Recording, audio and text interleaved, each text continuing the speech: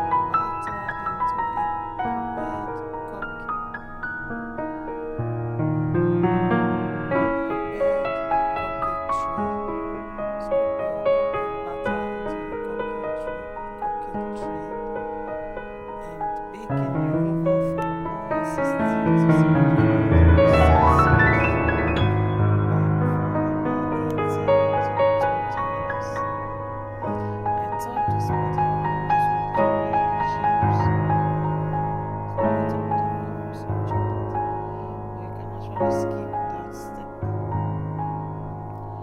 Bake them until a toothpick inserted comes out clean, and remove them from the oven. Put them in the wire rack to cool completely and enjoy. You can enjoy them with coffee. You can enjoy them with tea. You can eat them like that. You can serve them in a birthday party, any celebration, So it's a very straightforward recipe. I'm not going to take much of your time here. Just thought to share. The full recipe is in the description box below. You can also use this same recipe for chocolate cake. Instead of using